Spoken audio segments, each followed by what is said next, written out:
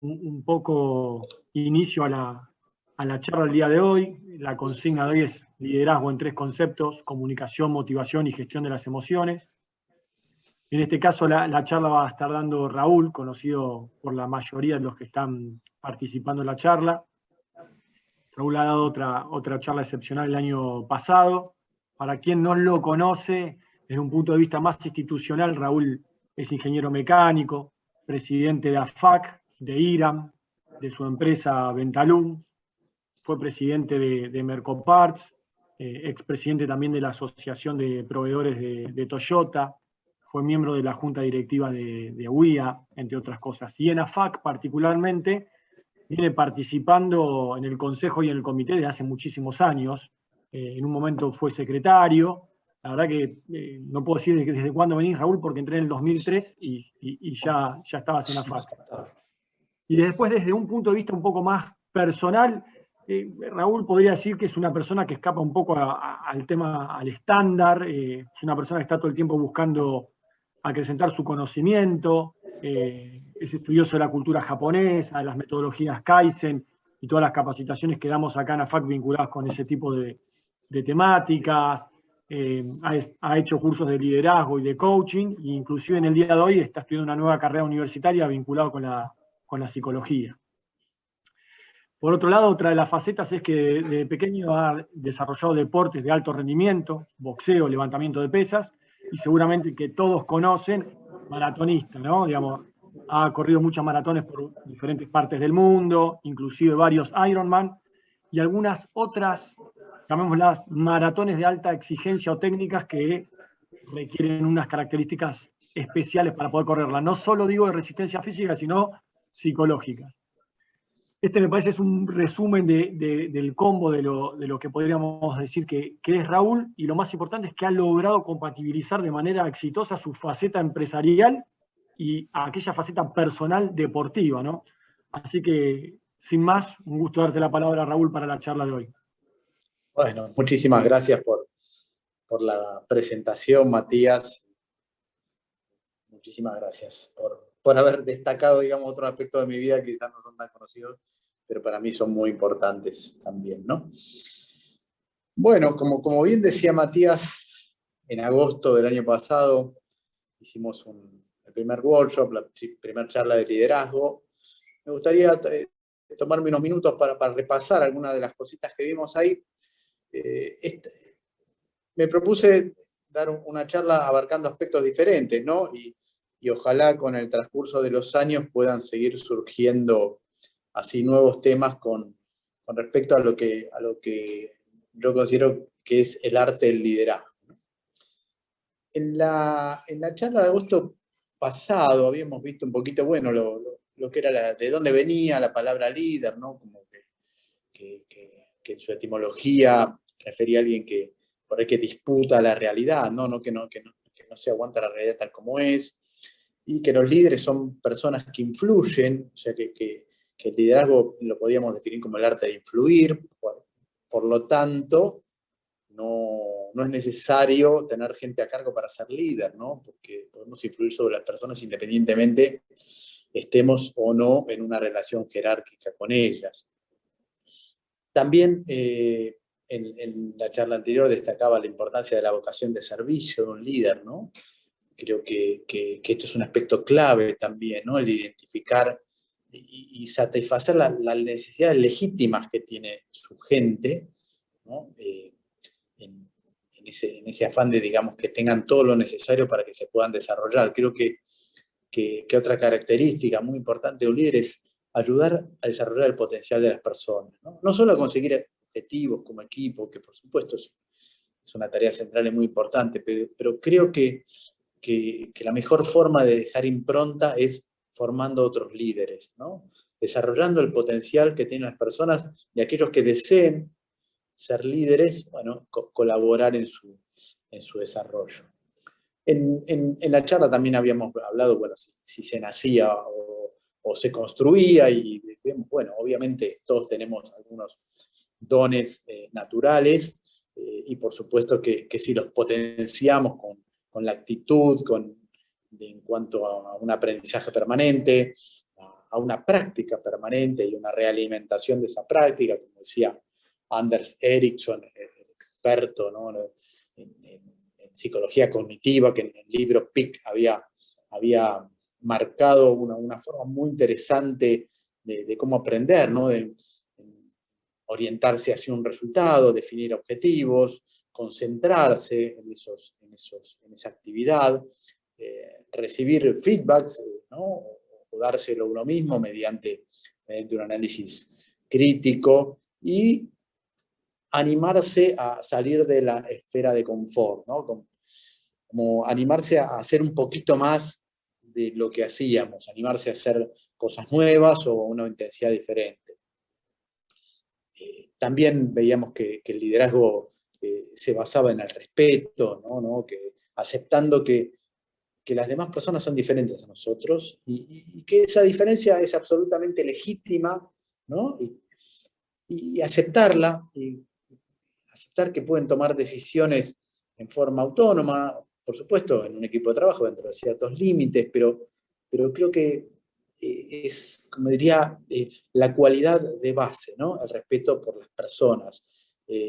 A veces veo situaciones que a mí podría decir que me disgustan, ¿no?, cuando alguien aprovecha una situación jerárquica para hacer determinadas cosas, tener determinadas conductas que no son simétricas, o sea, que el otro, el que está en la relación, llamémosle de subordinado, no las puede hacer. Por ejemplo, llamarlo a su colaborador fuera del horario de trabajo, por cosas que se podrían resolver dentro del horario de trabajo. No siempre está la cuestión del sentido común, si realmente es una urgencia o una emergencia, pero no como una costumbre llamar a sus colaboradores a cualquier hora, ni molestarlos por cualquier tema que podría ser resuelto o debería haber sido resuelto en otro tema, o cualquier tema que pueda esperar, ¿no? Las cuestiones de urgencia son realmente excepcionales, ¿no? Y si se convierte en una práctica permanente, evidentemente dejan de tener sentido de urgencia para convertirse ya en una habitualidad, ¿no?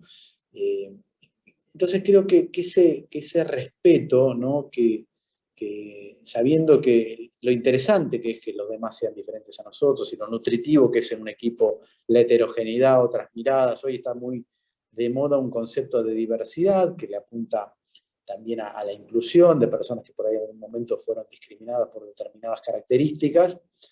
Y creo que más allá de todo lo bueno de eso, ¿no?, que estemos avanzando como sociedad y como, diría, como especie, ¿no?, como humanos, en darnos cuenta de la importancia de esto, creo que eso nutre muchísimo a cualquier equipo, ¿no? Eso, y creo que es algo que cualquier líder que quiera, digamos, tener.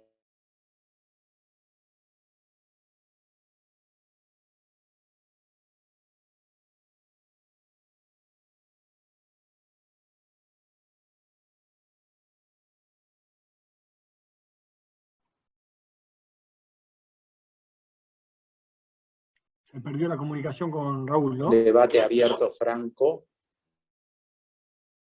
Raúl.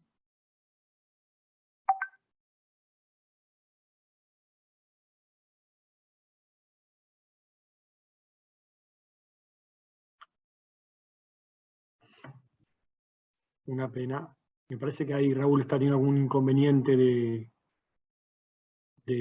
Por supuesto, también mencionamos con la confianza, otra característica importantísima para cualquier líder, ¿no?, de promover la confianza, de generar un ambiente de confianza y justamente de no competencia dentro del equipo, ¿no? Sí, por supuesto, cualquier equipo va a competir hacia afuera, pero la competencia hacia adentro erosiona la confianza, y después vamos a ver también que es una de las cosas que comprometen la motivación, ¿no?, que es uno de los tópicos que íbamos a abarcar en el día de hoy.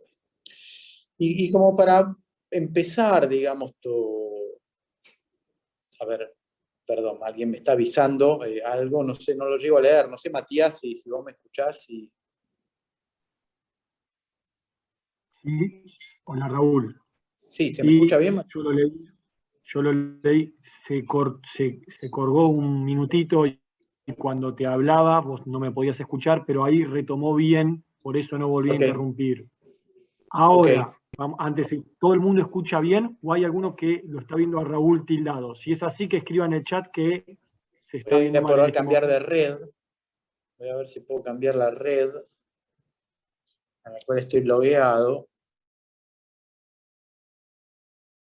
Ok, ahí están poniendo. Villa Sí, de sí. tecnología, problema de infraestructura de Argentina, donde tener buena señal de internet es todo un milagro. Ahí se ve bien, Matías. No, ahí te escuchamos, pero tenés la cámara apagada. Ops. Ahora sí. ¿Sí? Ahora, vuelvo a preguntar, disculpen la interrupción, si a Raúl lo escuchan y lo ven en este momento. Ok. Gracias, Tomás. Gracias, Diana. Perfecto. Si hay algún Sí, no, bueno. buenísimo. Ahora sí, adelante y disculpa, Raúl. No, por favor, muchísimas gracias porque justamente la idea es que se escuche, no. Si no, yo estoy cansado de escucharme a mí mismo, digamos, ¿no? Entonces, interesante que me escuchen ustedes. Bueno, vamos a empezar con el primer punto, ¿no? Como les decía, traté de armar esta charla en tres bloques, diría, ¿no? Uno, comunicación, de motivación, y el tercero de gestión de las emociones. Hay una... Podríamos decir que la competencia básica para cualquier persona que desee ocupar una posición de liderazgo es tener una comunicación efectiva, ¿no? A ver, otra vez.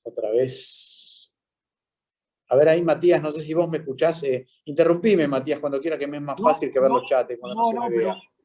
Pero Raúl, ahí estoy escribiendo porque aparentemente en esta oportunidad es solo Denny Lucía de la empresa que no te puede ver, sí te está escuchando, no hubo otro más, con lo cual no ¿Vos te me ves bien? interrumpí.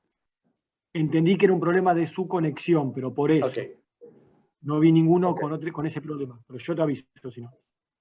ok. Bien. Bueno, como decía, el primer bloque, que vamos a hablar un poquito de comunicación, como que la comunicación decía que es la competencia básica, ¿no? Para cualquier persona que desee ocupar una posición de liderazgo. O sea, tener una comunicación efectiva es vital para el rol de líder, ¿no? Y si bien, obviamente, es casi imposible no comunicar, porque siempre de algún modo estamos comunicando, hasta con nuestros silencios comunicamos, la comunicación efectiva, podemos decir que tiene determinadas características, ¿no? La persona que tiene una comunicación efectiva transmite la información necesaria en una forma clara y oportuna, ¿no? Es muy importante tener esto en cuenta, ¿no? Que la comunicación no solamente debe ser clara, que eso lo vamos a determinar si realmente cuando hagamos algún tipo de verificación de la escucha de la otra persona. Y también, importante, oportuna, ¿no? Porque es la característica importante, fundamental de la información, ¿no? Ser confiable y oportuna. Después las personas que tienen una capacidad de comunicar efectivamente también son asertivos, ¿no? Y a veces se confunde un poco el significado de esta palabra. Popularmente, cuando dices estoy siendo asertivo, se confunde a veces con estoy siendo claro. Y no, y la asertividad es la capacidad de expresar nuestras opiniones con la emoción adecuada, pero de manera honesta, ¿no? Sincera, oportuna y sobre todo respetando los derechos del otro y los propios, ¿no? En el sentido que no, tengo que decir lo que realmente estoy sintiendo que tengo que decir, ¿no? Y esto lo tenemos que hacer de una manera que no sea agresiva ni hiriente. O sea, podemos decir cosas durísimas y a veces en la gestión del líder te toca decir cosas muy duras, pero yo creo que cuanto más dura es una comunicación, más cuidada tiene que ser, más cuidado tiene que ser el contexto de esa comunicación, ¿no? Porque estamos tratando con personas, ¿no? que con diferentes grados de sensibilidad y probablemente si no tenemos todo ese cuidado, no logremos el efecto que buscamos con esa comunicación, probablemente la persona se cierre, se ponga a la defensiva. Creo que aquí vuelvo al tema del respeto, ¿no? O sea, creo que ser asertivo es honesto, sincero y y te respeto y también me respeto a mí, ¿no? O sea, porque te tengo que decir lo que te tengo que decir. También es muy importante, parece una perogrullada, pero el emplear el lenguaje adecuado al interlocutor es clave. O sea, no va a ser lo mismo si hablamos con una persona de 60 años que si hablamos con una persona de 20 años. Probablemente haya algún código que sea importante tener en cuenta al momento de comunicarnos y por eso también la importancia en los equipos, cuando hablamos de diversidad, de variedad, el rango etario es importantísimo. O sea, es como un equipo de fútbol, ¿no? O sea, viste que los buenos equipos los armás con una mezcla de veteranos y juveniles. Bueno, yo creo que cualquier equipo se arma así, ¿no? Necesitas gente con experiencia, que quizás sea hasta un poco más cauta, y gente con menos experiencia y que sea un poco más osada, ¿no? Pero tengamos en cuenta que la forma de comunicar de las personas difiere en franja etaria. Ni hablar de los gustos, ni hablar de modos. Y creo que es la única forma de por ahí los que somos más viejos, de entender a los más jóvenes, bueno, es abrirnos, escucharlos, tener vinculación con ellos. Si lo podemos hacer en trabajo, está buenísimo hacerlo mediante otras actividades, pero se aprende muchísimo de otros, aprendemos todos los pros y los contras, ¿no? Siempre aborrezco cuando se dice que, bueno, viste, la nueva generación que son desastres, que los X, que los centennial, que los millennial. No, no son desastres. Tienen diferentes inquietudes. Y lo único que podemos hacer a eso es adaptarnos.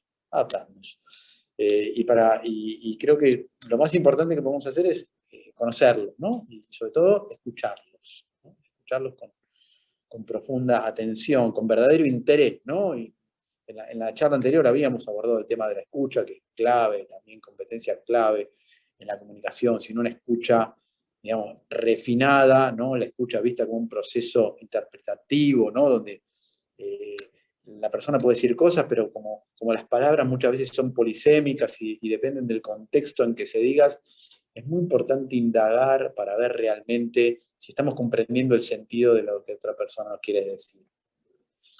Bueno, otra característica también es ser sintético, ¿no? O sea, por más que muchas veces nos guste escucharnos a nosotros mismos, o nos guste armar todo un discurso que empiece desde el átomo, es importante ser sintético, ¿no? Porque no todo el mundo tiene la misma paciencia, no todo el mundo tiene la misma capacidad de sostener la atención, y eso es algo que también se desarrolla, ¿no? Esa sensibilidad para ver si el otro realmente nos está escuchando.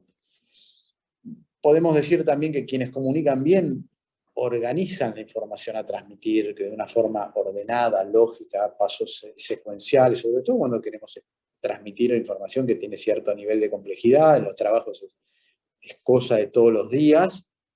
Y por último, también utilizar recursos que mantengan la atención de las personas. O sea, el tono de voz, la prosodia, el lenguaje corporal, son todos aspectos que ayudan enormemente, que comunican también y que generan la atención y el interés de aquellos a quienes estamos tratando de comunicar determinado mensaje.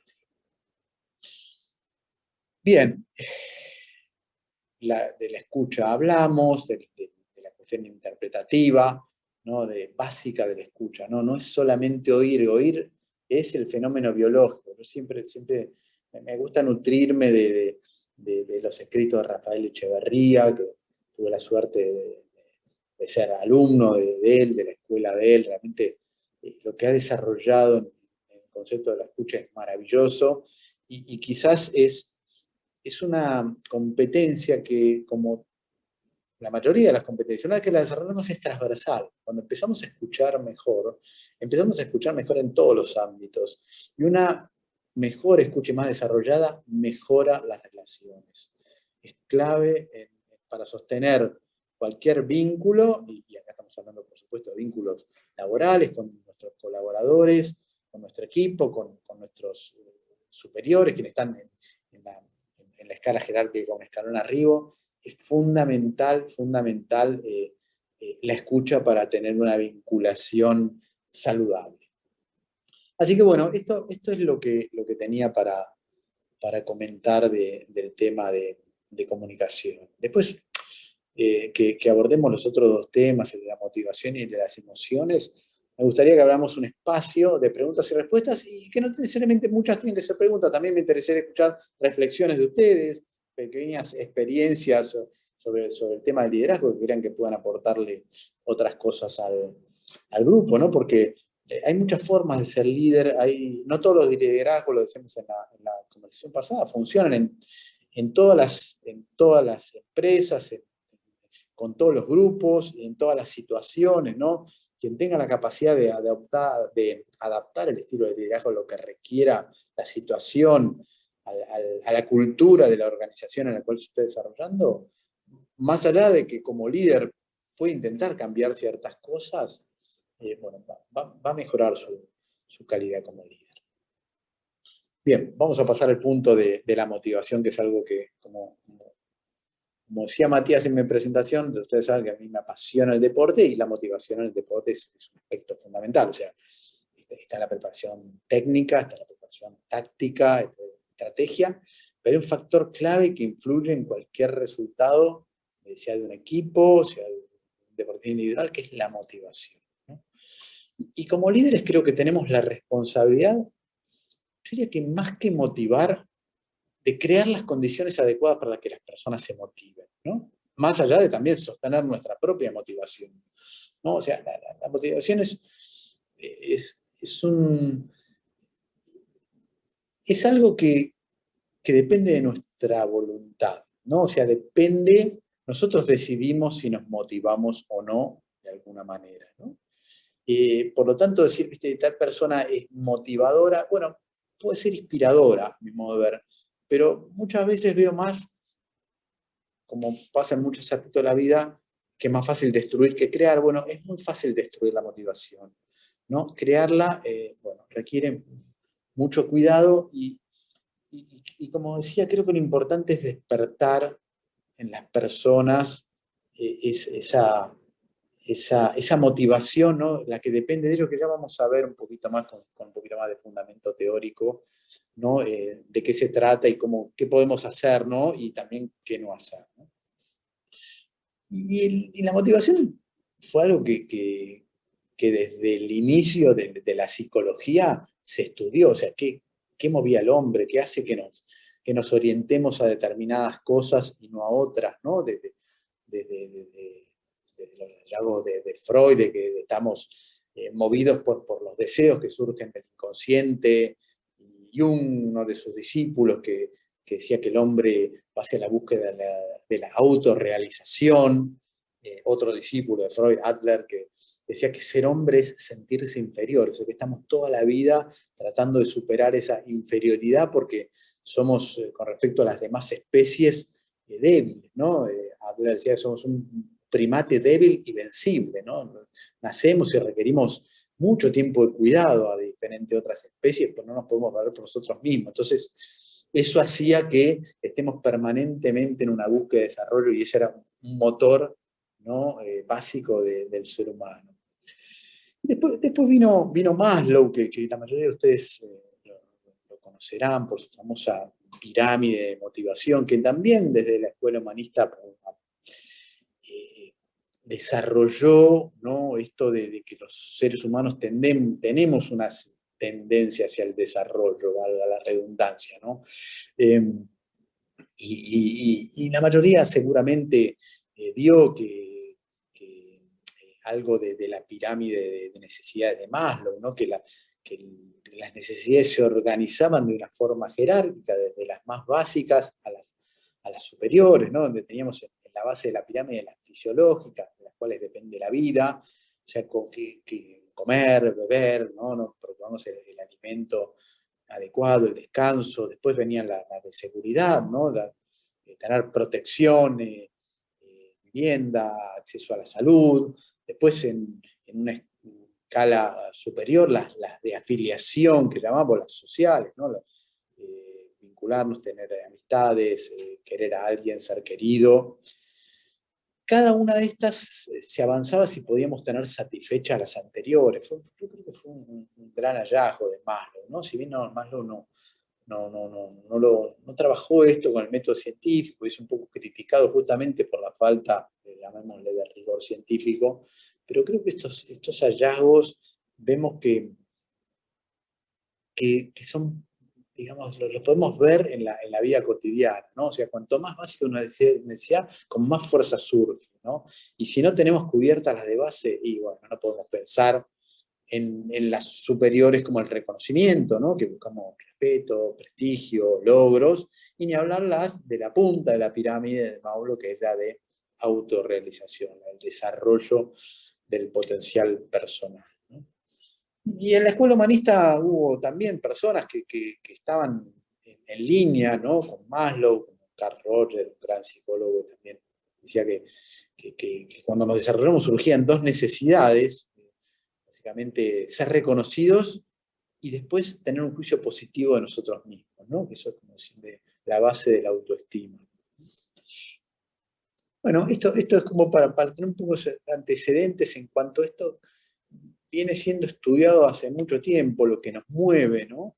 Y me gustaría en este momento introducir la definición, por lo menos hay muchísimas definiciones de motivación y podemos recurrir a la etimología, pero a mí me gusta mucho la de la RAE, ¿no? La RAE, la Real Academia Española, define las cosas a mi modo de ver, con una elegancia que es difícil de superar, ¿no? Y para la RAE la motivación es un ensayo mental preparatorio, ¿no? Un ensayo mental preparatorio de una acción para animarse a ejecutarla con interés y diligencia, ¿no? Me parece súper elegante esta definición y de la cual se puede inferir dos cosas, ¿no?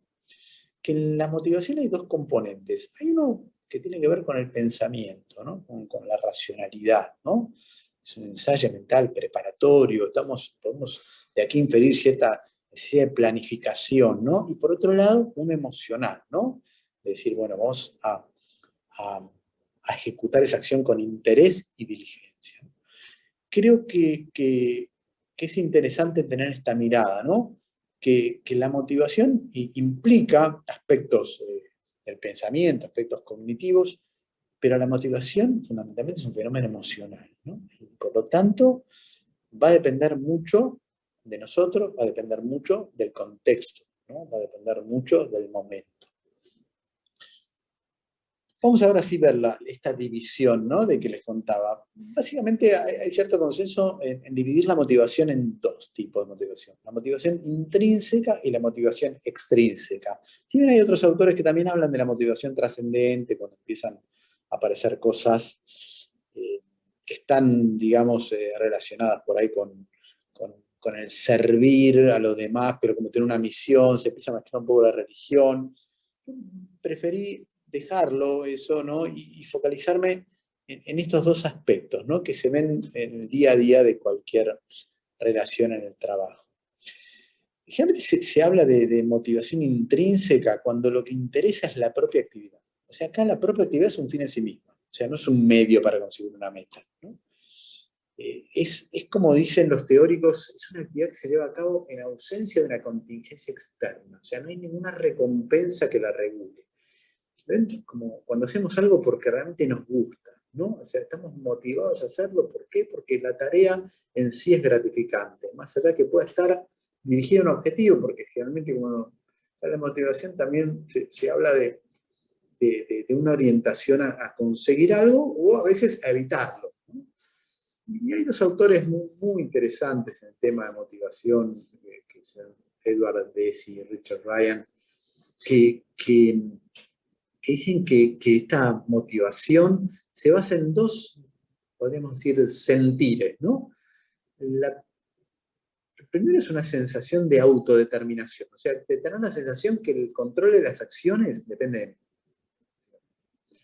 Y por otro lado, de competencia, o sea, que tengo las habilidades necesarias para llevar adelante las tareas. Y si yo les pediría que imaginen en cualquier cosa que a ustedes les guste hacer, ¿no? Sean o no del ámbito laboral, seguramente van a encontrar estas dos características. O sea, que tienen cierto control de las acciones, que las acciones que inicio dependen de nosotros, y por otro lado, que tenemos las habilidades necesarias para llevarlas adelante. Ahora, cuando ya digamos, ya cuando tiene que haber un agente externo, ¿no? Cuando la finalidad de esa acción, de esa meta, hay un beneficio tangible y es exterior a nosotros, ahí empezamos a hablar de motivación extrínseca, ¿no? Como que viene de afuera, ¿no? Lo podemos recordar fácilmente, ¿no? Intrínseca viene de adentro, la extrínseca viene de afuera. Y estas son las formas más habituales que se ven de motivación en las empresas, ¿no? O sea, habitualmente el beneficio que genera este tipo de motivación puede ser en la forma de refuerzo, ¿no? El refuerzo es cuando se da durante o después de la acción, ¿no?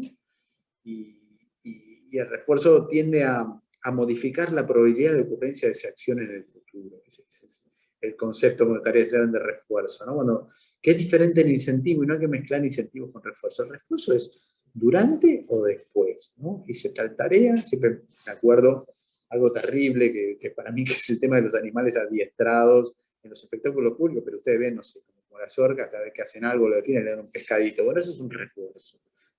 ¿Por qué? Porque eso va a aumentar la probabilidad de que esa acción que se realizó se vuelva a realizar en el futuro, ¿no? Ahora, el incentivo, que esto sí en las empresas está muy difundido, con el tema de los bonus, es a priori. O sea, yo te digo lo que vas a poder ganar en el caso de ejecutar la acción o lograr determinados objetivos en tiempo y forma. Entonces, el objetivo es a priori, ¿no? La recompensa también puede ser, refuerzo puede ser una recompensa, pero también puede ser un castigo, ¿no? Digamos, los que fuimos niños en la década del 60, sabemos que por ahí nuestras madres nos corrían con una escoba, era digamos, un refuerzo que generaba por lo menos la baja probabilidad que esa conducta fuese a ocurrir, ¿no? O por lo menos la desalentaba. Entonces, sintetizando, incentivos a priori, refuerzos durante o posterior. Y pueden ser o recompensas o castigos, ¿no? Y este tipo de motivación, la extrínseca, es más compleja. Por supuesto que en los trabajos es complejo fomentar o crear las condiciones de la motivación intrínseca, porque las tareas no las elegimos, pero se pueden hacer ciertas cosas, ¿no? Yo creo que, por ejemplo, consensuar con las personas los objetivos que tienen que lograr, cuándo los van a alcanzar, qué implica lograr ese objetivo, ¿no? Acá vuelvo al tema de la comunicación eficaz, ¿no? Comunicar eficazmente qué es el objetivo a alcanzar, definirlo claramente, consensuarlo. Bueno, eso puede promover cierta sensación de autodeterminación, ¿no? El primero de los dos componentes. Y por supuesto, el otro componente, la sensación de competencia, o sea, darle a la persona una tarea para la cual tenga las habilidades, es vital, si no, es absolutamente destructivo. O sea, creo que es una de las peores cosas que se le puede dar, digamos, a una persona y va a impactar fuertemente sobre su motivación y ni hablar sobre su performance laboral, es dar una tarea para la cual no está preparado, para la cual no tiene las competencias, no tiene todavía desarrolladas las habilidades, ¿no? Y si bien para crecer siempre hay que hacer cositas un poco más difíciles, ¿no? Como que hay que, decíamos antes, salir de una supuesta esfera de confort, es muy importante hacer esa verificación, ¿no? O sea, la persona le esté dando, ¿tiene las competencias para llevar la tarea que tiene que llevar adelante en este momento, en este contexto? Porque a veces no solamente es la tarea, sino el contexto en que se desarrolla la tarea, ¿no? Entonces, consensuar los objetivos, dar razonable libertad de medios para alcanzarlos, ¿no? Creo que esto, muchas de las cosas que estoy diciendo son obvias, lo interesante es que están verificadas mediante cantidades de estudios, ¿no? Por eso quizás le menciono a los autores, porque todos estos autores han publicado cantidad de papers y libros, justamente apuntalando lo que muchas veces el sentido común daba, ¿no? Como válido, ¿no? Si saber que a una persona le damos cierta libertad de medios y consensuamos los objetivos, bueno, probablemente surja la motivación intrínseca, ¿no?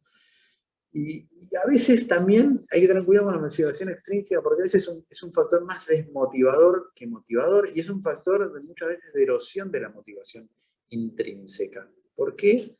Porque la persona empieza a ver, ¿no?, que con el refuerzo, la acción está controlada por otros, ¿no? Pierdo el sentido de autodeterminación, ¿no? Que si bien obviamente no somos absolutamente autónomos, pero cierta sensación de autonomía es vital para que surja esa motivación intrínseca tan importante y que se pueda sostener en el tiempo.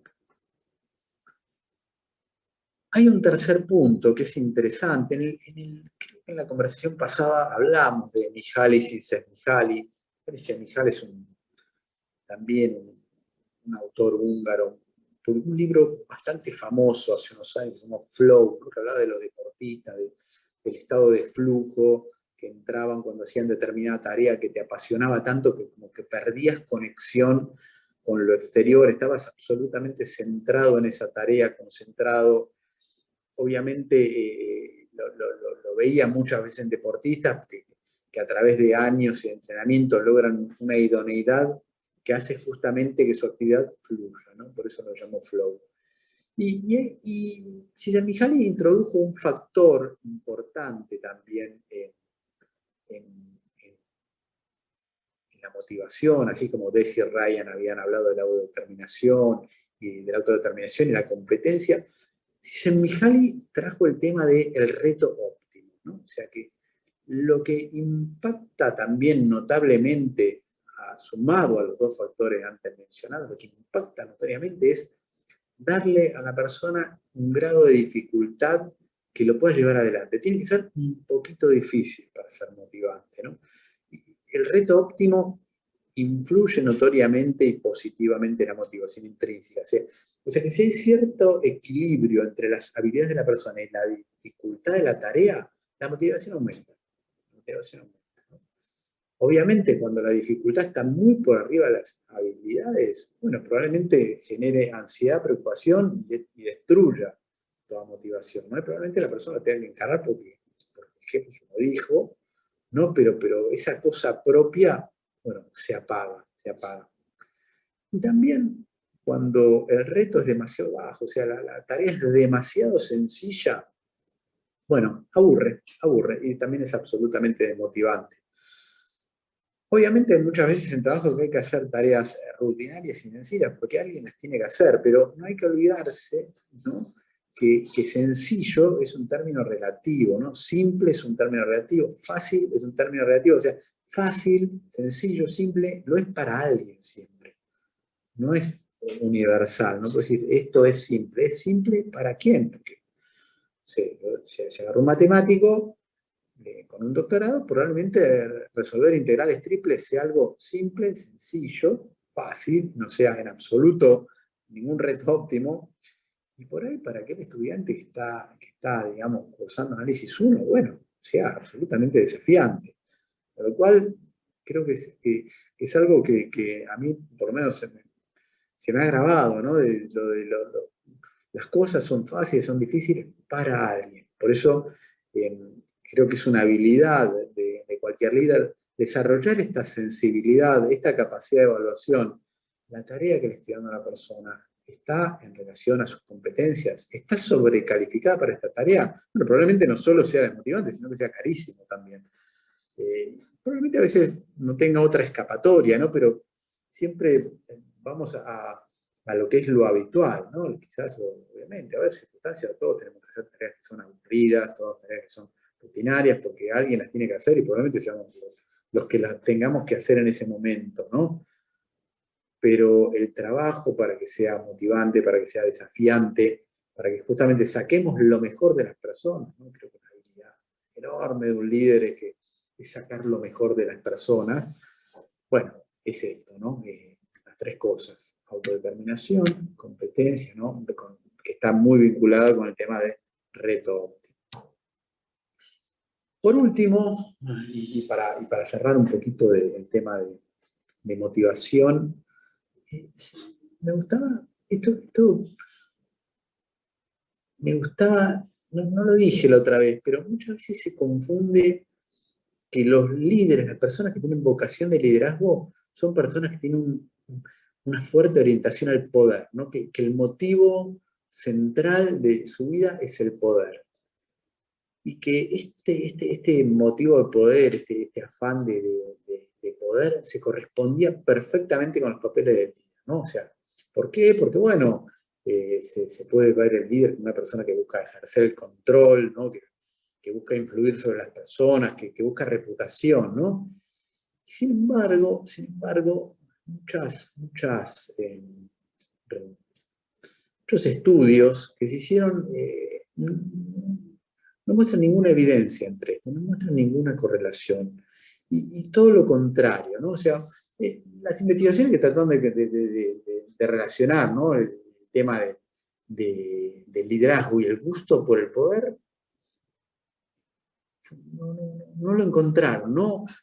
Y como les decía, quizás han encontrado cosas contrarias. O sea, las personas con mucha orientación al poder, sí, por supuesto, ejercen como líderes de algún modo, pero sus liderazgos no son funcionales generalmente, ¿no? Porque más que estar orientados hacia la performance del equipo, a los resultados generales, lo están orientados a sí mismos, ¿no? A su beneficio personal.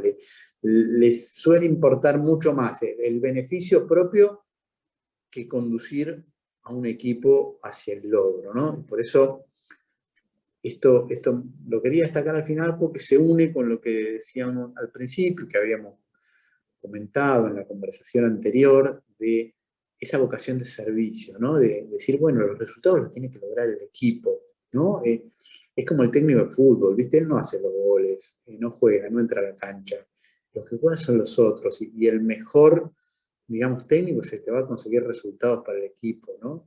Lo cual, que los que se destaquen sean otros. Creo que, por supuesto, parece que es una autoestima muy sólida, ¿no? Donde vemos que los otros sobresalen, ¿no? Hay que estar muy seguro de nosotros mismos. Y probablemente las personas con mucha orientación al poder no sean buenos líderes porque lo que quieren destacarse son ellos, ¿no? ¿No? Son como en los equipos de fútbol los que juegan los morfones, ¿no? Porque quieren que los vean a ellos, ¿no? No, se trata de otra cosa. Vuelvo, el liderazgo se trata de influir, el liderazgo se trata de servicio, ¿no? Bien, vamos a pasar al último punto de la conversación de hoy, así nos queda tiempo para ese espacio de preguntas y reflexiones, que es el tema de las emociones. Hoy está muy de moda, hoy está tremendamente de moda el tema de las emociones y parece que si no decís algo de las emociones es como que estás fuera de sintonía, ¿no? Y se escuchan también y se ven cosas con, a mi modo de ver, con mucho superficialidad, ¿no? Y de repente todos somos expertos emocionales, nos ponemos sensibles. Creo que lo interesante, como surgen muchas veces las cosas y se ponen de modo, bueno, que se ponen en agenda, ¿no? Probablemente que alguien hablase de emociones en el trabajo, y yo que sé, yo cuando empecé a trabajar hace casi 40 años, en realidad, ¿qué emociones? O sea, es un signo de debilidad tener emociones, o sea, sobre todo porque se asociaba justamente con la sensibilidad, ¿no? Creo que había un paradigma, ¿no? Que el profesional era una persona fría, objetiva, como si pudiese existir esa cosa en los seres humanos, ¿no? De objetividad, ¿no? La neurociencia moderna ayudó mucho en esto, ¿no? Lo que se ha avanzado en los últimos, no digo 50 años, los últimos 20 años, ¿no? En neurociencia ha sido mucho mayor lo que se avanzó en los últimos 100, y creo que nos han demostrado, contrariamente a lo que se creía, y sin menosprecio de la razón, porque creo que yo soy particularmente un admirador del siglo de las luces y la era de la razón, y que eso le permitió a la humanidad lograr enormes progresos.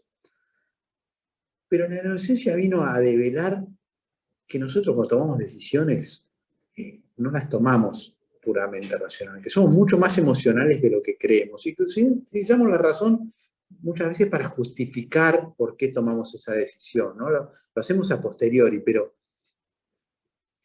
cualquier decisión tiene un peso emocional enorme y por supuesto lo va a tener en el liderazgo, ¿no?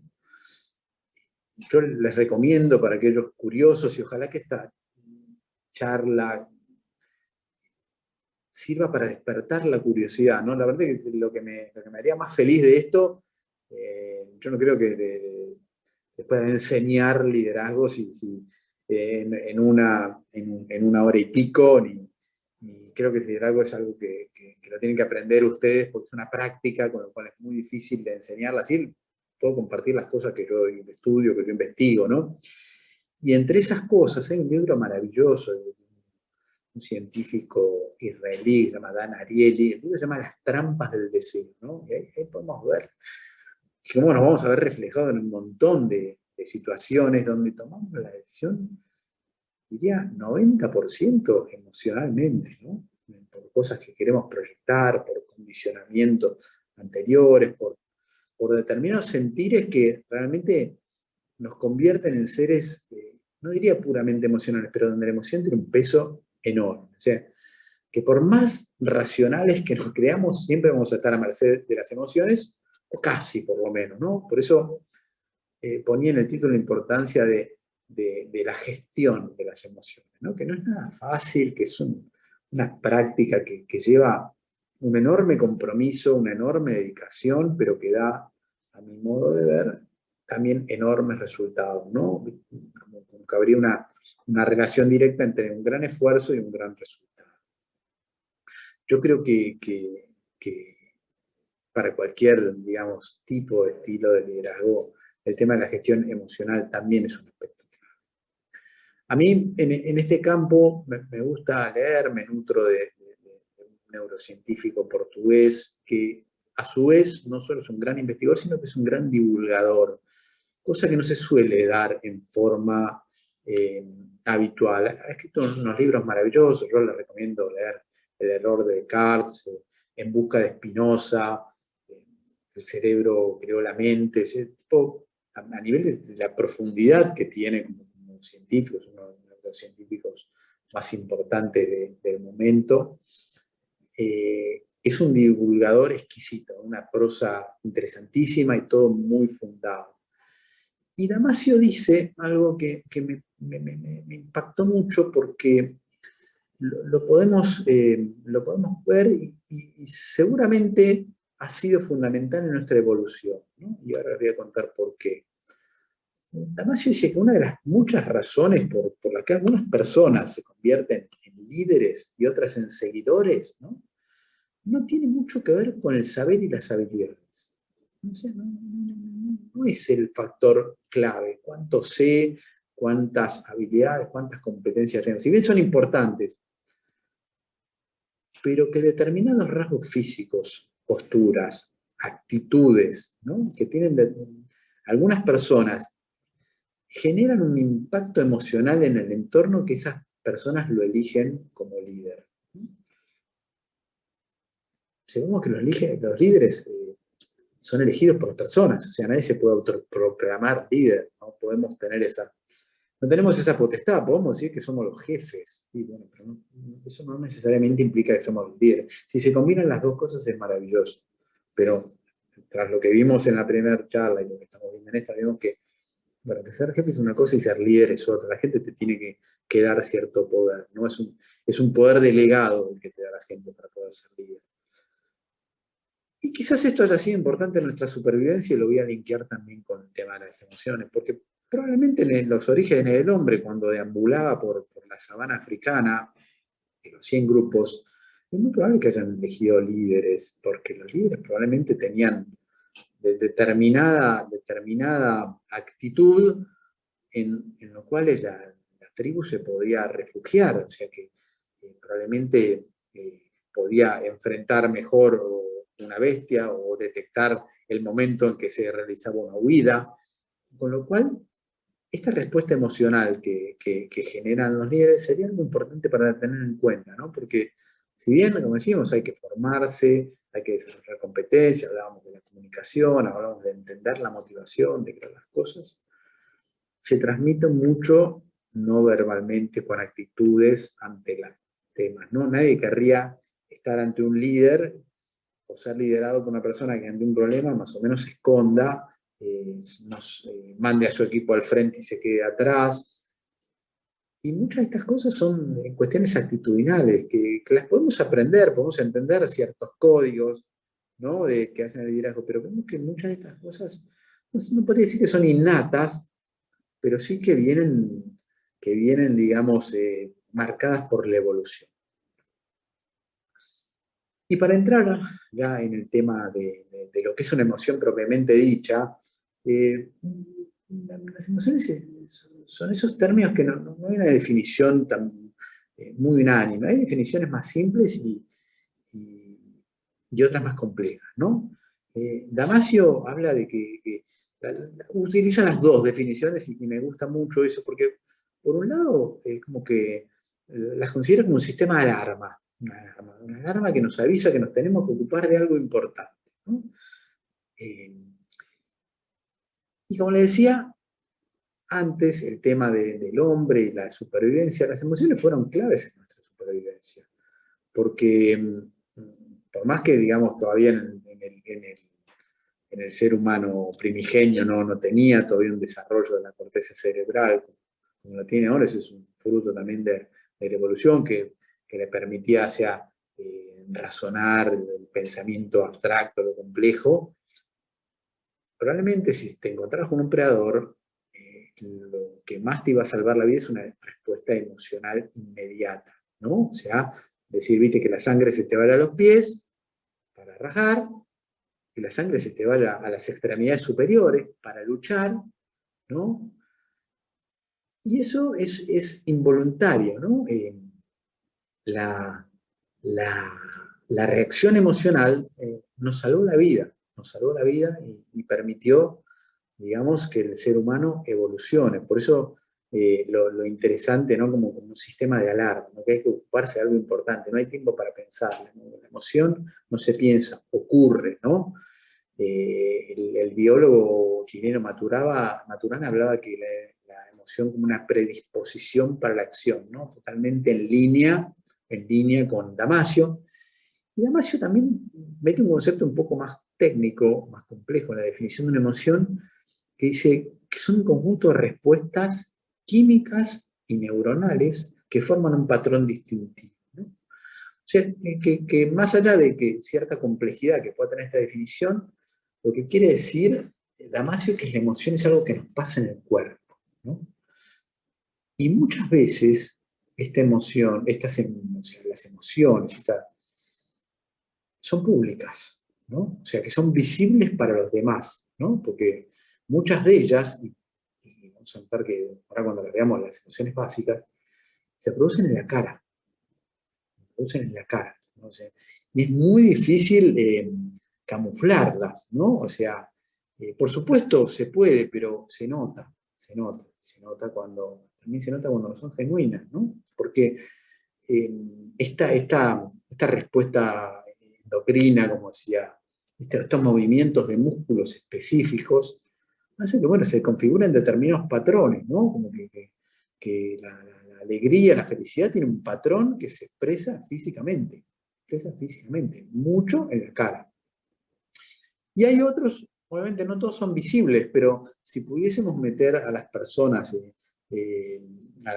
digamos, a ciertos aparatos, como decir, tenemos un tensiómetro, cuando está desarrollando determinada emoción, vamos a ver que se activan determinados sistemas, ¿no? Que su corazón empieza a latir más fuerte. Por ejemplo, si ante una amenaza se dispara el sistema autónomo, nervioso autónomo parasimpático, empieza a aumentar la frecuencia cardíaca, se empiezan a segregar adrenalina, o sea, nos preparamos para una respuesta rápida, se dilatan las pupilas, hay un montón probablemente haya una pila de erección, se nos paren los pelitos de los brazos, o sea, no solamente pasa en nosotros, pasa en los animales, o sea, lo podemos ver, ¿no? Cuando el perro se enoja, ¿no? Le podemos ver en toda su expresión que el perro está enojado, ¿no? Que está probablemente prestos a atacar, ¿no? Entonces, algunas cosas son visibles y otras son fenómenos que pasan adentro del organismo que no los vemos, pero están ocurriendo, ¿no? Y también importante, y Damasio lo diferencia muy bien, y está bueno entender la diferencia entre emociones y sentimientos. Las emociones surgieron primero, ¿no? Y se representan, como dice Damasio, en el teatro del cuerpo. Los sentimientos son después, necesitan las emociones, pero se juegan en el teatro de la mente, ¿no? Las emociones las vamos a asociar con una respuesta corporal y la otra es una respuesta mental. O sea, probablemente nos presenta una persona o una persona que recién conocemos haga algo y probablemente sintamos enojo con esa persona, ¿no? Ira. Muy difícil que lo odiemos. Odiarlo lleva tiempo, ¿no? Si bien hay gente que se lo gana rápido, pero el odio es un sentimiento. La ira o el enojo es una emoción. Y por ahí con este ejemplito simple nos lo vamos a acordar, ¿no? Por supuesto que en el trabajo se nos juega a las dos, porque si tenemos compañeros de trabajo que los mantenemos a lo largo de los años, bueno, vamos a desarrollar también sentimientos hacia ellos, de distinta naturaleza, ¿no? Y muchas veces mezclados, ¿no? A veces, ¿no? Amor-odio con determinadas personas. Bien. Damasio también sostiene algo muy interesante, ¿no? Que por lo menos a mí me genera esa cosa así, ¿no? De curiosidad, ¿no? Como que las emociones surgieron primero que los sentimientos porque la evolución así lo quiso, ¿no? Decíamos antes, es algo importante que pasa, no hay tiempo para construirlo, requiere una acción, requiere hacerse cargo de algo en ese momento. Y es interesante, digamos, en nuestra educación emocional, que lamentablemente sé que se están haciendo cosas a nivel educativo, no sé si acá, pero sí afuera, ¿no? En cuanto a los problemas que se ahorran a futuro si tenemos una educación emocional temprana.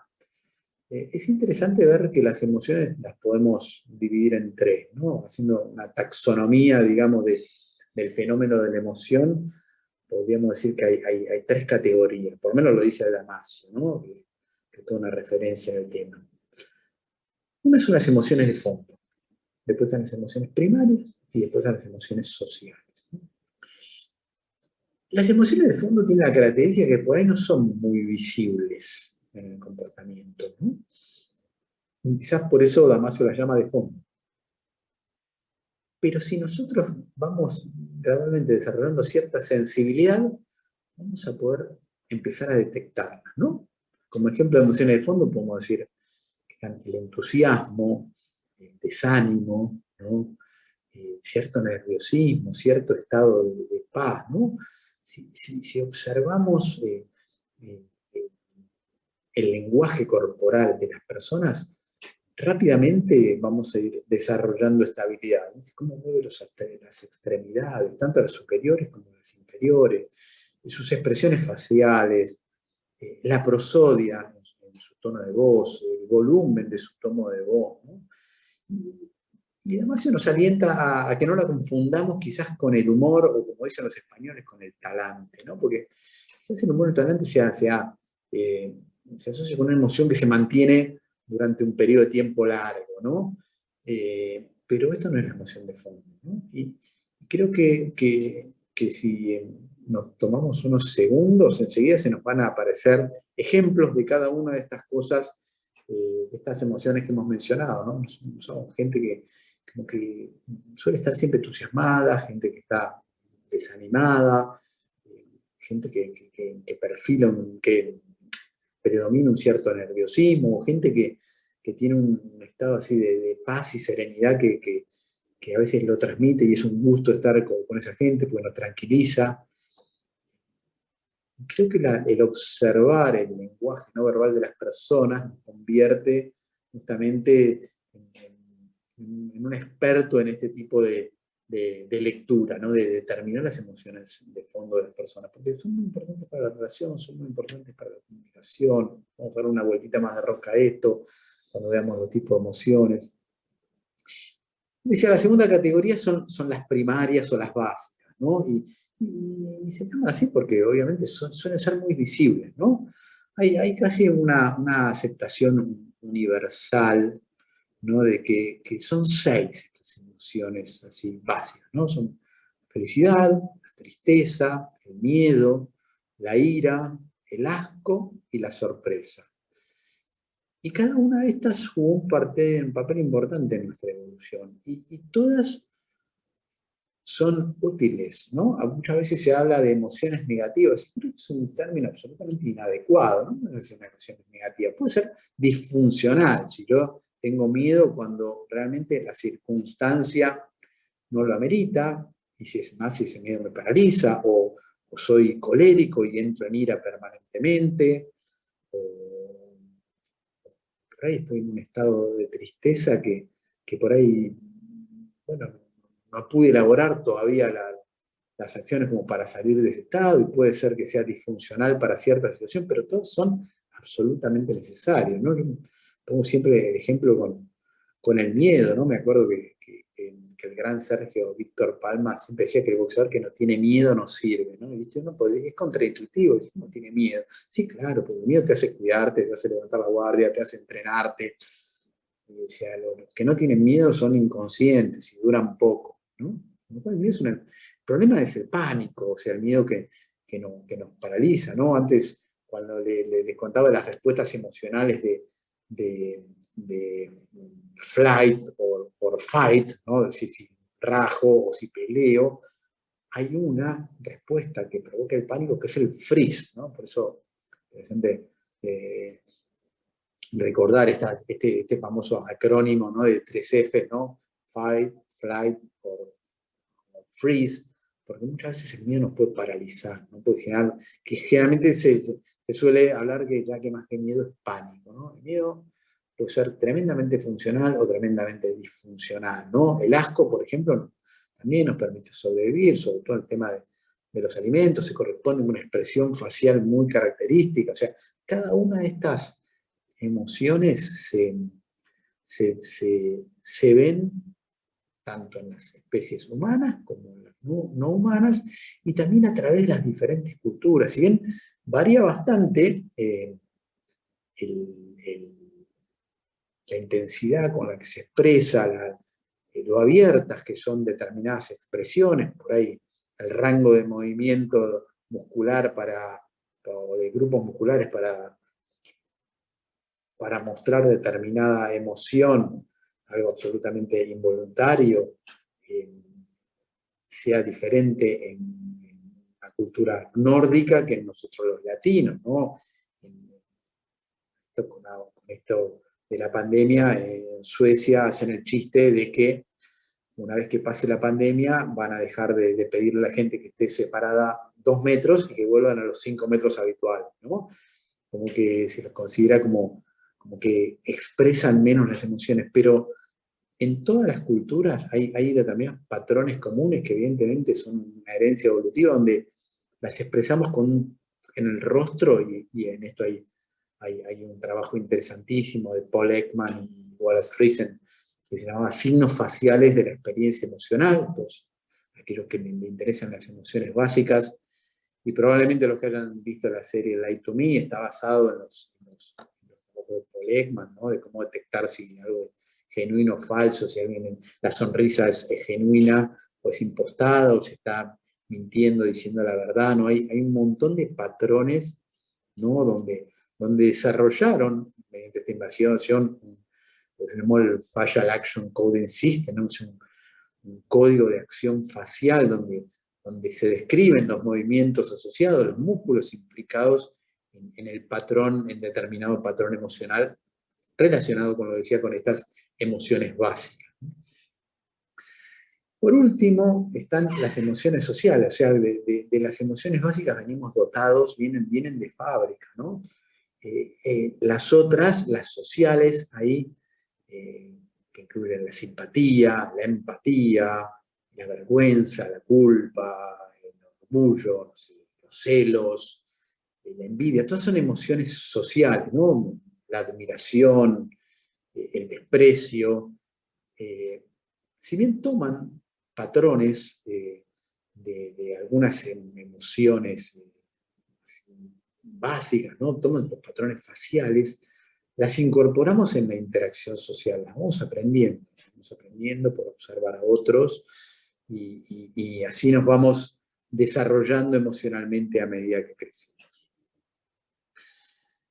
Bien, y si recuerdan el título hablábamos de regulación de las emociones, ¿no? Viste que hablamos ya de los tipos de emociones, de la funcionalidad, de la disfuncionalidad, ¿no? De las emociones, que no hay ni emociones ni positivas ni negativas, y que la clave pasaría en la tarea de un líder y en la vida en general, podríamos extenderlo y extrapolarlo, ¿no? Así, a nuestra vida directamente, en decir, bueno, aprender a expresarlas, ¿no? Hay una frase bastante conocida de Aristóteles, que está creo que en Ética Nicómaco, que Aristóteles decía, ¿viste? Enojarse es fácil, ¿no? Pero dice, enojarse con la persona adecuada, por el motivo adecuado, en el momento adecuado, con la intensidad adecuada, bueno, eso no es fácil. Creo que es justamente un resumen de lo que es la regulación emocional, ¿no? Tener en cuenta todos estos factores. Hay un autor que descubrí, así como rata de librería que soy, lo descubrí en una librería de Estados Unidos, un tipo que se llama Mark Brackett, es director y fundador de lo que se llama el Yale Center for Emotional Intelligence. El tipo tiene un doctorado en psicología y escribió un libro que por lo menos en Estados Unidos se puso así, se difundió bastante, se llama Permission to Feel, o sea, el permiso para sentir. Muy, muy, muy, muy interesante también, un investigador, pero un divulgador también muy cautivante, ¿no? Y Brackett desarrolló desarrolló dos sistemas muy, a mi modo de ver, muy útiles. Una es lo que sería el humorómetro, ¿no? El mood meter, como le dice él, ¿no? Donde ahora se los voy a explicar después de este punto. Y otro es digamos, una serie de claves para digamos, mejorar o desarrollar lo que él llama nuestra alfabetización emocional, ¿no? Que ayuda un montón en el tema de la regulación emocional, profundizar todo este tema.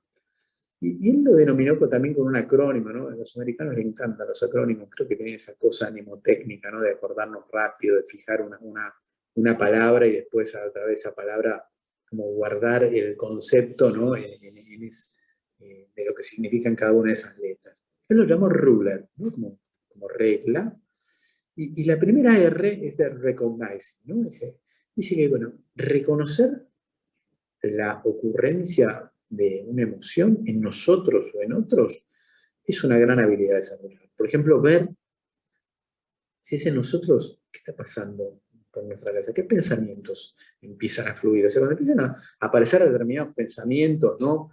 Que los modelos de psicología cognitivo-conductual llaman pensamientos automáticos, ¿no? Son cosas que me vienen a la cabeza de repente que me generan determinado estadio emocional. Bueno, reconocerlo, ¿no? Estar atento.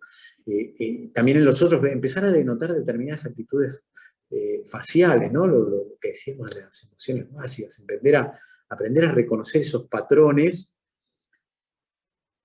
ver cómo cambia el tono de voz, ver cómo cambia la postura corporal, ¿no? También ver en nosotros si empiezan a aparecer sensaciones de tensión, de rigidez o de relajación, ¿no? Entonces, esto es lo que tiene que ver con la R, ¿no? La primera R, la de reconocer. La segunda, la U, viene de understanding, ¿no? O sea, entender. O sea, ¿qué es lo que está causando esta emoción? ¿No? Tanto en mí como en otro, ¿no? ¿Qué está pasando en el entorno que está influyendo en este pensamiento, en esta decisión que voy a tomar?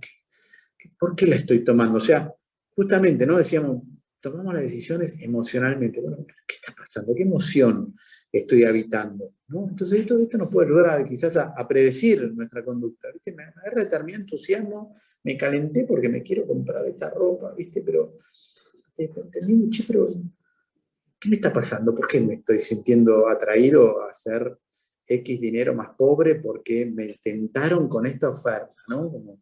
Como siempre digo en broma, ¿viste? La oferta, sí, está al 60%, ¿viste? Perdón, en descuento del 40%. Bueno, no te olvides que pagás el 60%, ¿viste? Meter a veces esa racionalidad ¿no? Y no actuar en automático, no quedar a merced de la emoción, sino entender qué es lo que está causando esta emoción. ¿Por qué estoy queriendo tomar determinada decisión? ¿Por qué voy a ejecutar determinada conducta? Después viene la L, ¿no? Del labeling, no sé, etiquetar, ponerle un nombre. Y creo que esto es lo más difícil y lo que hay que trabajar más en nuestro proceso de alfabetización emocional. Ponerle un nombre adecuado a la emoción que estoy habitando. Porque a veces no solo quizás no conozcamos el nombre, no le podemos poner un nombre, sino que podemos confundir la emoción, ¿no? Entonces, una cosa que puede ser que esté disgustado, y por ahí puedo creer que estoy triste, o viceversa, o que estoy decepcionado. Entonces, ponerle una etiqueta, definirla con un término preciso para poder describir lo que me está pasando, también es importantísimo, ¿no? Cuanto más desarrollemos este autoconocimiento, ¿no? Y sobre todo cuando inclusive lo reconozcamos en otro y se lo digamos, ¿no? ¿Viste? O no, pero podamos entender que esa persona por ahí está enojada o está decepcionada o se sintió defraudada y está bueno, y quizás a veces, ¿no? Aunque nadie nos lo pida, decírselo, che, yo creo que en realidad lo que te está pasando, ¿no? Con educación, con respeto, es que te enojó determinada cosa que hizo, te produjo, o si no, indagarlo, ¿qué te produjo? Pero ponerle una palabra, porque eso mejora enormemente las relaciones, cuando podemos poner una palabra a lo que sentimos o a veces podemos ayudar al otro a que la encuentre. La cuarta letra es expressing, o sea, expresarla. O sea, ¿cómo expresamos una emoción? O sea, bueno, va a depender mucho del contexto, va a depender mucho de la situación social, va a depender mucho de lo que nos estemos jugando, de lo importante que sea esa emoción en ese momento. O sea, una expresión de ira nos puede salvar la vida. O sea, una expresión de ira muy fuerte, ¿no? Y en otro nos puede romper una relación que se tardó años en construir. Con lo cual, aprender a expresarla sabiendo cómo y cuándo, es otro aspecto importante también a entrenar.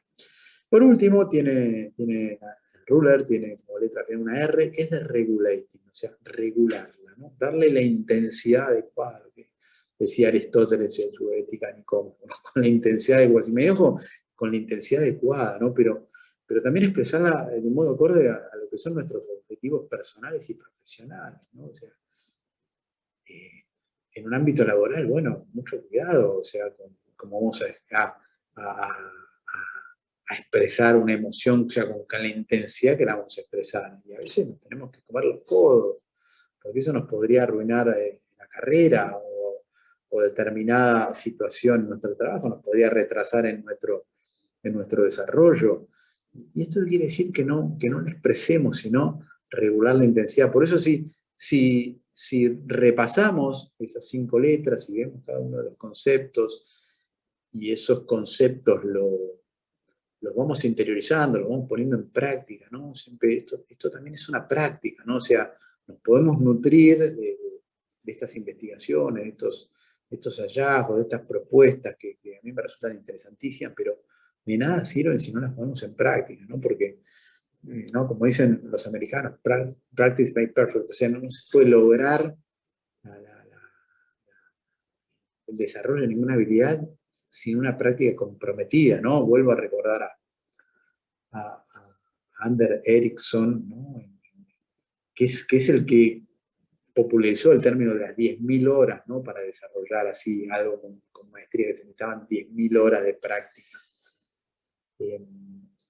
De nada va a servir ser, digamos, un erudito teórico en esto si después no lo podemos llevamos a la práctica con todo lo que implica eso, que va a ser seguramente equivocarnos, va a ser periodo de ajuste, ¿no? Y acá me voy a los japoneses, ¿no? El término de Kaizen, ¿no? De a poquito, poniendo en práctica de a poquito, suave, empezando chiquito, ¿no? Cosa de que los errores sean baratos, siempre digo, ¿no? Si empezás chiquito, los errores en barato, ¿no? Y vas consolidando, vas interiorizando, vas perfeccionando.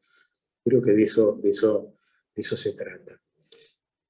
Bien, les decía que este Marc Brackett había desarrollado un gráfico, ¿no? de los ejes cartesianos. Obviamente, como soy ingeniero, me encanta que lo haya desarrollado así.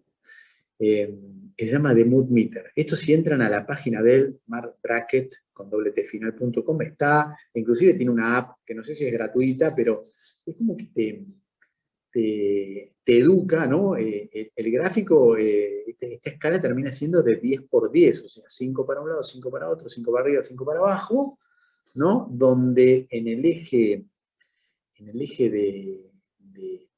de las abscisas, o sea, en el eje X, el eje horizontal,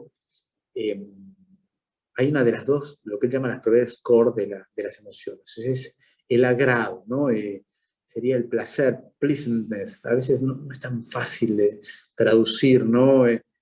Los términos americanos, ¿no? Pero pleasantness podría traducirse como agrado, también como cierto placer, ¿no? Yo creo que agrado me parece que queda bien, ¿no? Y en el eje de las I, en el eje de las ordenadas, el eje vertical, está el otro factor core, que es con qué energía se expresa dicha expresión, ¿no? Entonces, como le decía, dividió los ejes, 5 para el lado positivo, 5 para el negativo, tanto en ordenadas como en abscisa, y eso le da un total de 100 emociones, ¿no?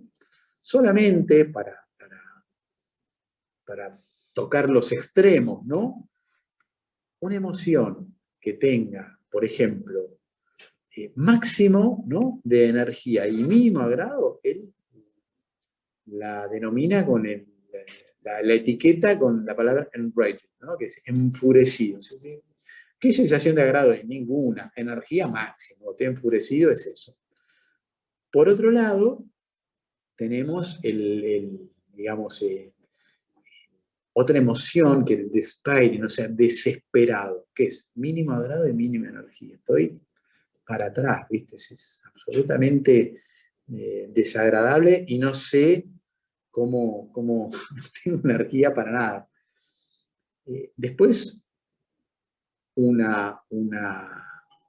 otro extremo de las emociones es sereno, mínima energía, máximo grado. Y por último, estar extático, ¿no? Como es ecstatic en inglés o extático en castellano, que es estar en éxtasis, ¿no? O sea, máximo grado, máxima energía.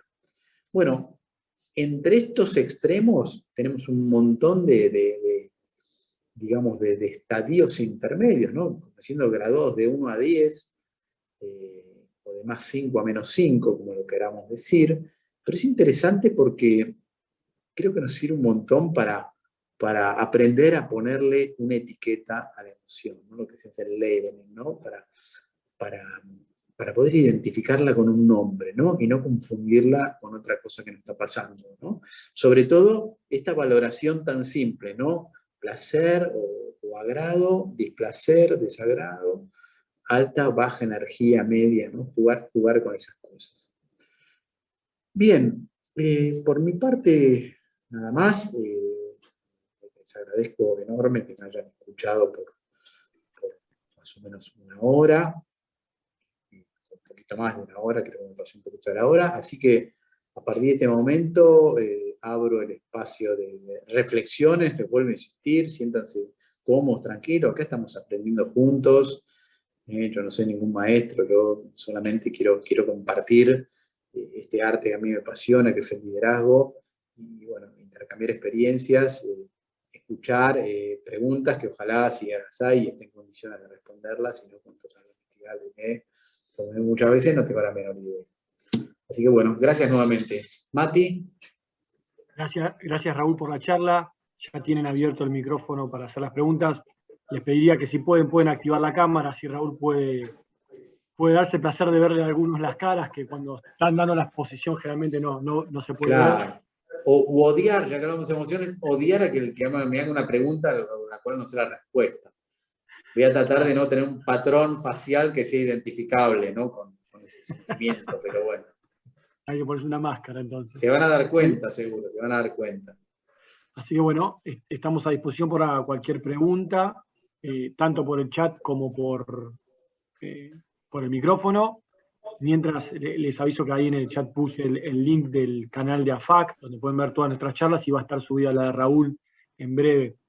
Así que bueno, a la espera de alguna consulta o de alguna... Compartan, anímense.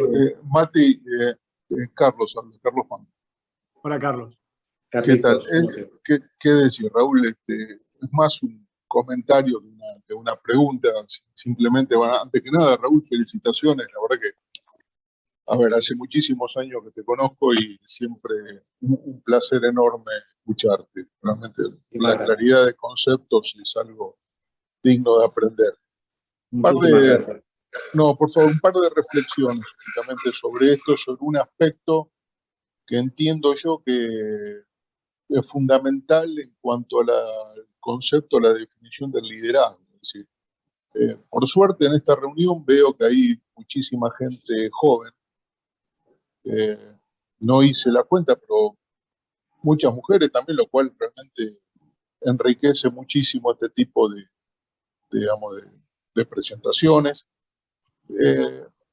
Hay algunos de los que estamos acá ya, digamos que no estamos dentro del rango de los tan jóvenes, y uno de los aspectos fundamentales que yo entiendo que tiene la cuestión del liderazgo es para los que alguna vez alcanzamos alguna posición de liderazgo en alguna organización, sea una cámara, una empresa, es definir un poco la sucesión, digamos, y la cuestión esta del liderazgo tiene muchísimo que ver con eso, el entender y en apuntar hacia quiénes tienen que ser los líderes que nos sucedan y qué características tienen que tener esos líderes que nos sucedan. Vos hiciste muchas alusiones durante tu presentación a lo que es el reino animal, y el otro día leía una frase de un líder, de un tal Winston Churchill, no sé si te suena como líder, en el cual decía que una de las diferencias más notables que existen entre el hombre y el animal es que los animales jamás eligen como líder al más estúpido de la manada, cosa que con los hombres pasa bastante a menudo. Es brillante, pero sí, pero fuera de esa aseveración, un poco también como reflejo de todo lo que estuviste presentando, entiendo, digamos, hay tres tipos de liderazgo, digamos, que resumen en la función del líder. Uno es el liderazgo formal, del que es líder porque tiene el puesto, tiene el cargo.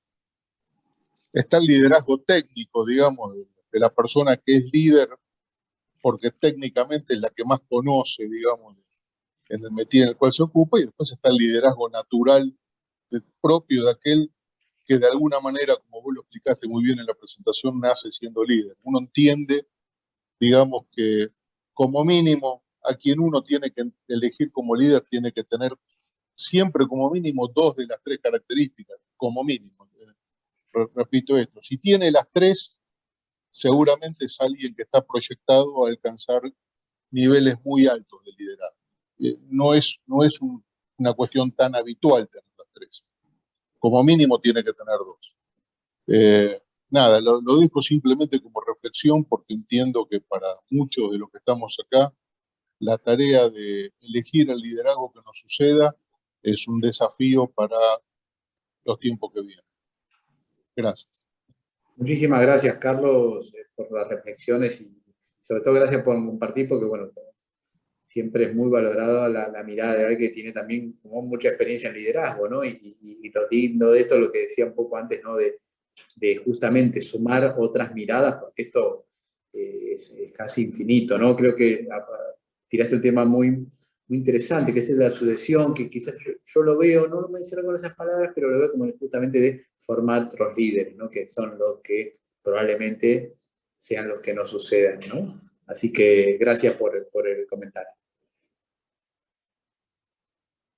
Raúl, en el chat, bueno, hay muchos agradecimientos y te felicitan por la excelente charla. Algunos que le causó gracias la anécdota de la escoba. Sí, mi vieja te alineaba los chakras con la escoba. Sí. Sí. Puso que fueron sus primeros pasos al atletismo huyendo del castigo familiar. Ahí ya activaba la respuesta del flight, viste, de rajar. Tal cual.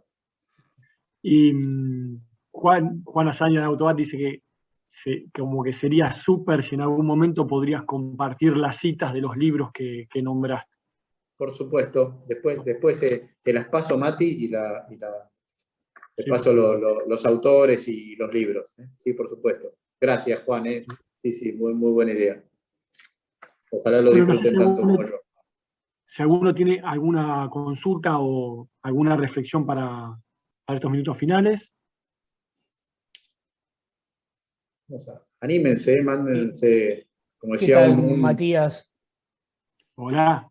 ¿Cómo estás? Espera que abro la cámara, así pueden... ¿Qué tal? Buenas tardes a todos. Gracias, Raúl, por la presentación. ¿Cómo le va, doctor? ¿Qué tal, Raúl? No, quería destacar, me pareció muy acertado el tema de asociar las emociones con el liderazgo. Es de las pocas veces que lo he escuchado y me parece que es un punto fundamental, porque, bueno, como reza una máxima, el humor o la emoción del líder tiñe al equipo, ¿no? Digamos, lo que el líder está experimentando en su propia piel o en su cabeza en cuanto a sentimiento, lo transmite sin darse cuenta. Por eso creo que la emoción en este tema emoción, liderazgo es fundamental. Y por otro lado, tiene que estar también el líder muy atento de la emoción que genera en sus subordinados o en las personas del grupo al que esté perteneciendo, porque la emoción en general siempre está a flor de piel antes que el pensamiento, con lo cual una emoción que desencadene una mala reacción por parte del otro, bueno, hay que tratar de evitarla porque le va a evitar, digamos, le va a impedir pensar a la otra persona, con lo cual me parece interesantísimo alinear ambos conceptos de liderazgo y emoción. Así que bueno, gracias por la charla, Raúl, excelente. Por favor, como de gracias costumbre. por estar. Por favor, gracias por estar. Hola, no sé si me escuchan. Sí, perfecto. Perfectamente. ¿Qué tal? Bueno, mi nombre es Martín Ginar, de la empresa Polimetal. Bueno, antes que nada, excelente charla. Gracias. Mucha claridad de concepto. Muy bueno, yo la verdad que es la primera vez que participo de un workshop de este tipo. Y me pareció muy interesante. Una consulta, una reflexión, si puedes hacer, Raúl. Por supuesto, lo que quieras. Como hoy por hoy, digamos, en Argentina siempre las emociones están un poco a flor de piel, por una cuestión de coyuntura, diría. Entonces, por ahí es como que es muy difícil mantener, digamos, la motivación de la gente ante un contexto de siempre nivelación hacia abajo. Entonces, a mi modo de ver, depende mucho de que se pueda trabajar en la automotivación de la persona, ¿no? Porque, desgraciadamente, me ha tocado vivir varias situaciones de contexto en el cual siempre la nivelación es hacia abajo en distintos ámbitos laborales y está relacionado al contexto propio del país. Y la gente con las emociones siempre... ¿Cómo se podría decir? Digamos, siempre la gente está como, no sé si sería tristeza la palabra, pero siempre es como que está desmotivada. No encuentra algo de motivación propia, que sería la motivación intrínseca, esa de la cual hablamos al principio. Y con lo cual la gente que tiene esa motivación intrínseca la empieza a perder porque aparece esta cuestión de que es para todos. Se vuelve como chato, ¿no? La experiencia, ya sea laboral, estoy hablando en distintos ámbitos, ¿no? Así que bueno, el desafío para nosotros como líderes es poder mantener esa motivación en la gente, a pesar de todo el contexto que no es el óptimo, ¿no? Sin duda, te agradezco mucho tu reflexión, algo que me ayudaste con tu reflexión quizás a reforzar, ¿no? El tema de tener una meta, ¿no? Es muy difícil desarrollar la motivación y sostenerla cuando no hay una meta. Y los escenarios de incertidumbre justamente lo que nos suelen dar es que no podemos ver la meta, con lo cual también trajiste algo interesante, ¿no? Que la gente está con las emociones a flor de piel, ¿no? Justamente, es decir, como que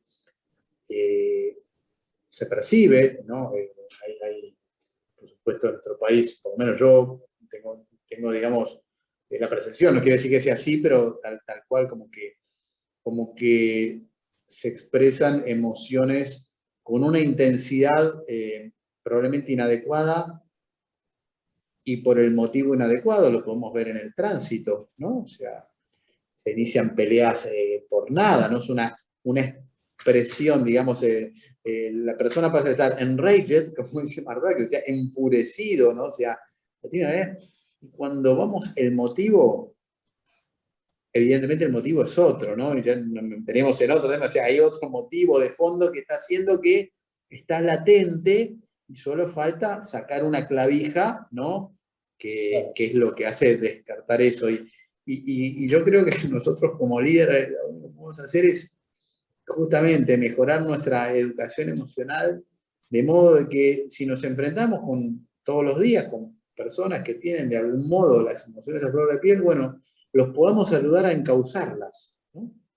Que no que se las traguen, porque callarse enferma, ¿no? Yo soy convencido, y obviamente la medicina moderna todo lo refuerza, callarse enferma, o sea, reprimir una emoción, tragarse el disgusto, como decimos, literalmente nos mata. Entonces, pero liberarlo de forma así descontrolada también no solo es malo para nosotros, sino para el entorno, con lo cual poder, digamos, aprender esta práctica, desarrollarla, que para mi modo de ver no tiene final, ¿no? Es justamente una mejora continua, o sea, que mañana sepamos un poquito más que hoy, bueno, quizás podamos ayudar a muchas personas y por supuesto nos apuntale muchísimo en nuestra tarea de liderazgo, ¿no? Por lo menos es como yo lo veo.